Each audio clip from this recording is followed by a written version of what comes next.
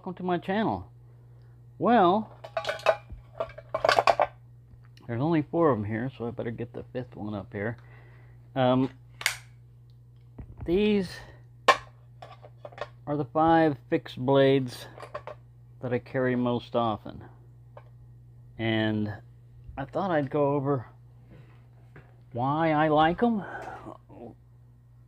Now, if I were whittling on wood a lot, or camping and everything else, I definitely have a Scandi grind in here, but for my particular purposes, these are my walk around knives. I walk around the compound, or if I go into town and stuff, I like to have a fixed blade with me. I mean, I carry pocket knives and folders and stuff like that too, but I like having a fixed blade with me.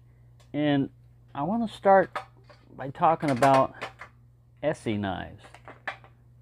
Now, I knew about ESEE knives and stuff, but they're one of those type of knives that if you've never handled one, and you've never basically, if you've never had one in your hand, you might look at it and think, well, these things are kind of expensive, considering the materials and everything else, they're kind of expensive knives. Well, you can look at it that way, but then again, if you look at the warranty on them, I don't think that's expensive at all. A knife that's guaranteed to be replaced if you break it forever, and no questions asked. That definitely factors into the equation on it. But the way I found out about ESEE knives and stuff is because a generous viewer sent me the ESEE 6 and the ESEE 5. I don't have the 5 out here because I'm not carrying it as much, but I like these Marcarta handles. I've never tried the G10 type. I could get them and everything. A lot of people say they feel better in the hand because of the palm swells and all that. That may be true, but I have no desire to get them because these work perfectly fine. I probably would have never gotten ESEE knives if somebody hadn't sent me one. Simply because I really didn't think about them, Oh, look at that! I put the 3 in the 4 sheath, and it fit.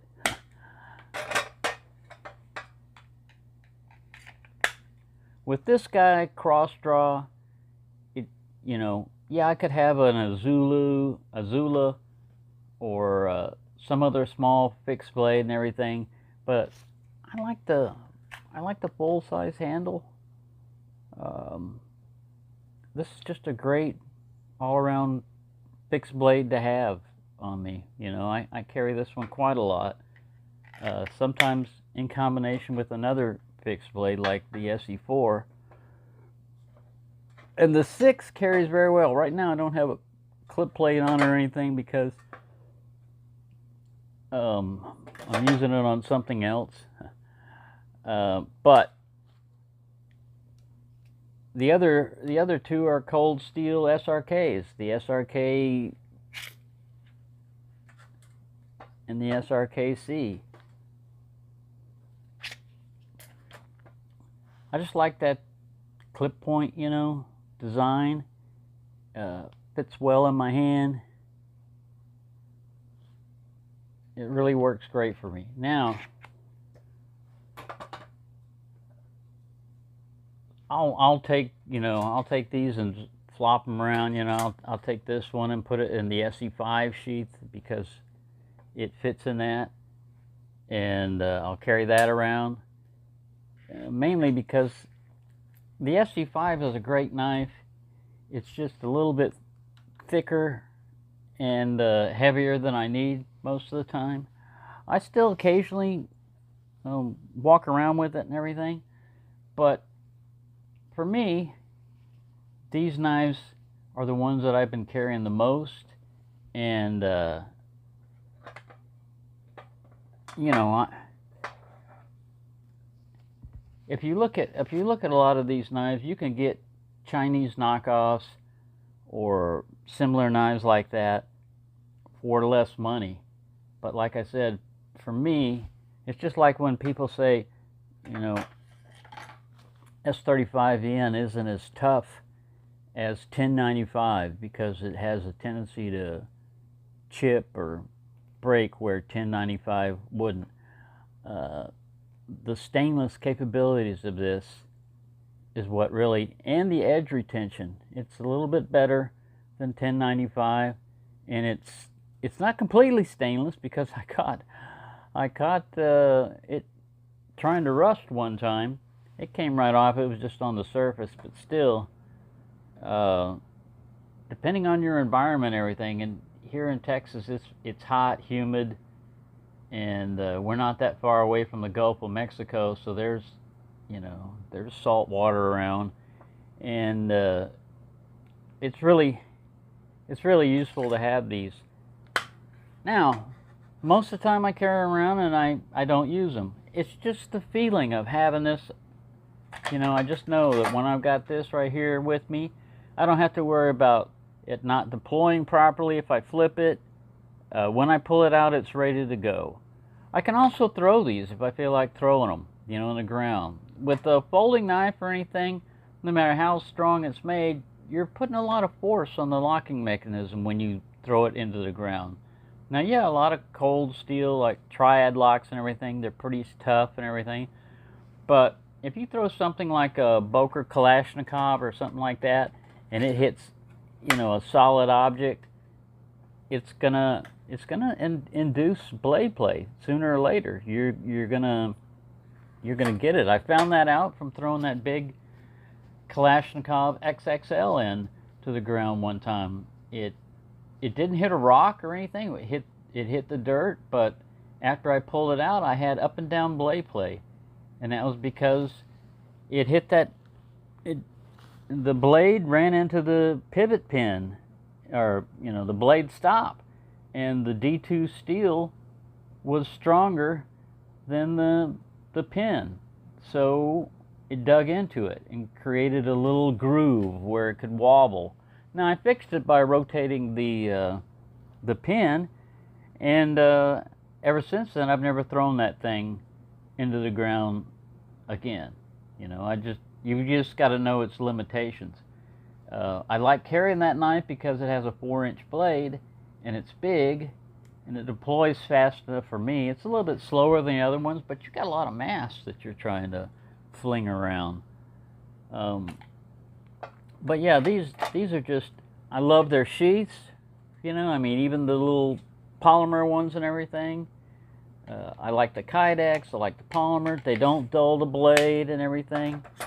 That's the issue sometimes with the cold steel ones. You can see I still use this sheath a lot of times because when I go to sheath it, I put it, you know, the spine towards the back here as much as I can.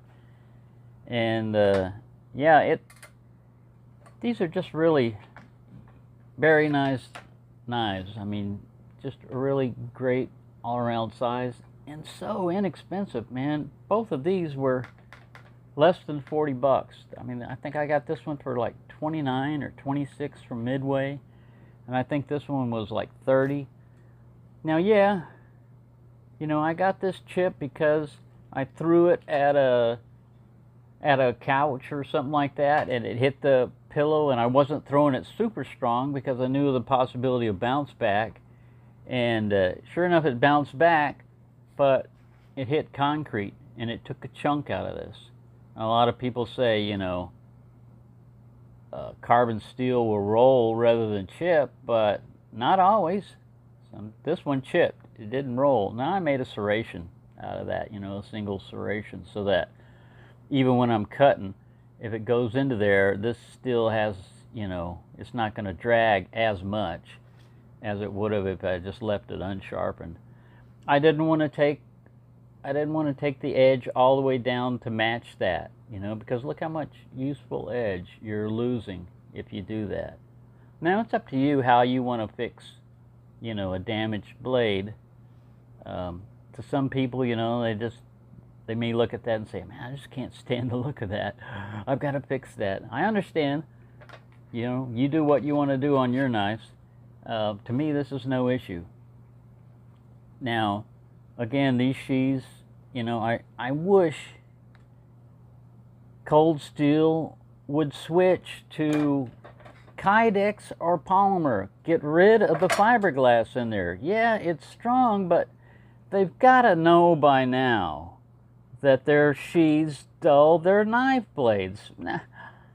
You know, it kind of defeats the whole purpose of having a sharp knife if every time you put it in and pull it out, you're dulling the edge.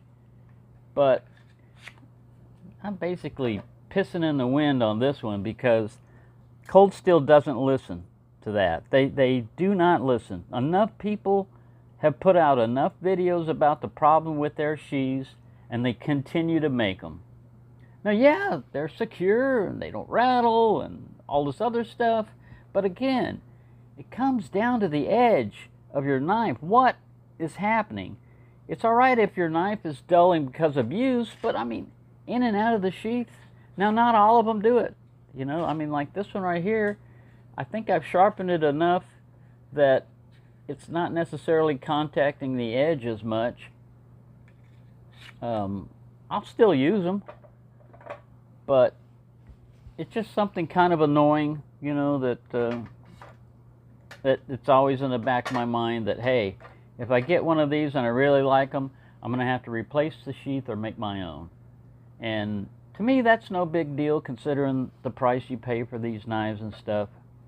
And I've had Cold Steel before they were made in Taiwan, and some of them I think are even being made in China now. But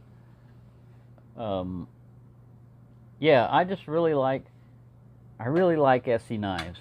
I can't always afford them, but to me, like when I went to get this guy right here, I used a payment plan because I wanted to try S35VN, and I like the size of the SE4. It's kind of like the sweet spot for me. It's not too short, it's not too long.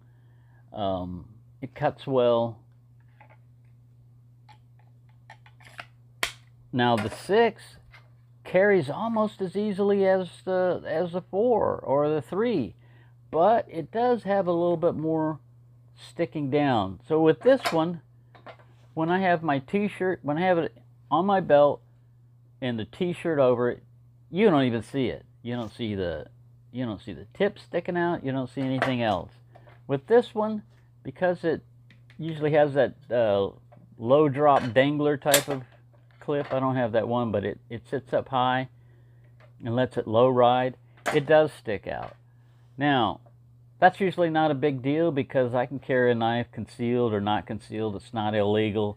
It's just that I don't like to freak people out if I don't have to, you know. I don't want them to know I've got a knife on me sometimes, you know. Like I said, that time I was throwing the Puma buoy into cardboard. I don't consider it a super huge knife, but man, it sure did freak out that Karen out there that, you know, he had a big knife and I was afraid to get out of the car. Yeah. So, you know, sheep are always going to be sheep, and they're always going to be afraid of the least little thing, and they want, you know, a nice, safe environment. Well, this is the United States. There's no such thing. You're deluding yourself if you think you're in a safe environment wherever you're at. It's not safe. It can be safe. I mean, you can make your environment safe and everything, but I'd rather be prepared for it not being safe. So yeah, sometimes these are carried with the off chance that I might have to use them for self-defense. And it's not always against people. There are wild animals that run around, and people get attacked by dogs up in Dallas and stuff, and it might be more than one. Now, you may think, poor doggy. Not if they're attacking you, they're not a poor doggy. You can get mauled to death by dogs, especially if there's more than one. While you're trying to fend yourself off from one, the other one's attacking you from behind. So if you had something to stick them with, I think it would change their mind. And you have the right to defend yourself when you're being attacked, even by dogs, Now, if it's a Chihuahua after and everything, it probably wouldn't be cool, to take out your knife and slice up a Chihuahua because he's barking at you and putting little needle bites on you. But you can handle a Chihuahua without having to use a knife. But if it's a German Shepherd or a Pit Bull or something like that, and they're after you, you may have to use your knife to save your life.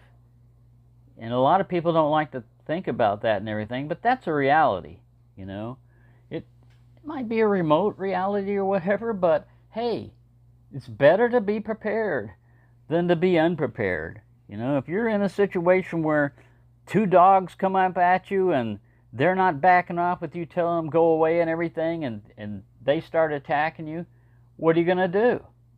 Yeah, pepper spray would be good. I don't usually carry pepper spray with me, So I like carrying fixed blade knives, like I said, because they're when you pull them out, they're ready to go. You don't have to hit any button. You don't have to worry about not deploying them properly or whatever. They're ready to go, and your hand is in the proper position. You don't have to switch your hand around because the deployment mechanism or anything like that. It's ready to go. And yeah, that's basically, these are the 5 that I seem to be carrying the most. I'll rotate them out, Sometimes I'll just carry this guy. Sometimes I'll just carry this guy. Sometimes I'll carry this guy and this guy. Sometimes I'll add other cold steels, like neck knives or daggers. Those are fixed blade also. But these are the ones that I carry the most. And I really enjoy ESEE knives. Like I said, I can't afford all of them and stuff, but I really appreciate that they're American made. They've got the best warranty in the industry, and I don't know how they stay in business with that, because I'm sure there are a lot of people out there that just abuse it, but they seem to be doing well, so I hope they stay in business and keep doing what they're doing, because they also make the SE3 in S35DN. I thought about that, getting it, but I already have an SE3 in 1095. All I got to do is just make sure I've got some kind of coating on it, and make sure I don't put it up wet, and it'll be all right. It'll work for what I need it to do. And like I said, if I was processing a lot of wood and everything else, I definitely want a Puco, because they work so much better on wood processing, carving and stuff like that. They're just easy to sharpen, stuff like that. But I'm in an urban environment, I'm not out there bushcrafting, and I'm not out there splitting logs and stuff like that. And so, there you go. So I thought I'd just give you that little heads up. These are the 5 that I carry the most. And leave in the comments if you carry a fixed blade, which knife you carry the most. And if you don't, that's understandable. I know not everybody likes fixed blades. Not everybody can carry them, depending on your laws and everything.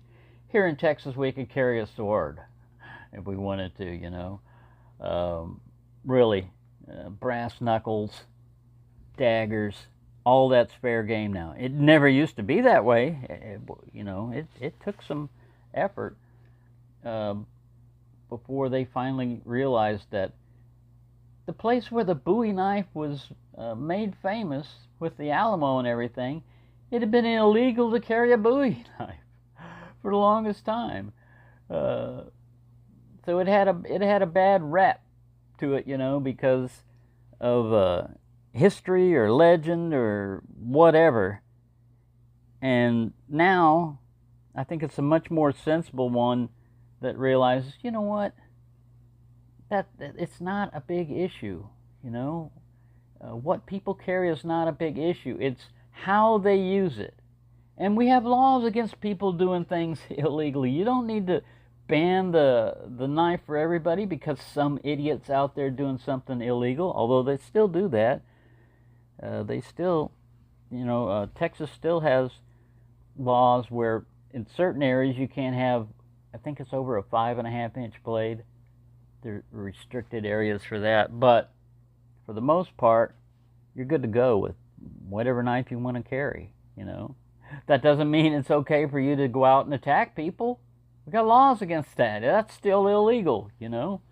So, anyways, I'm rambling on. Thanks for watching and have a nice day.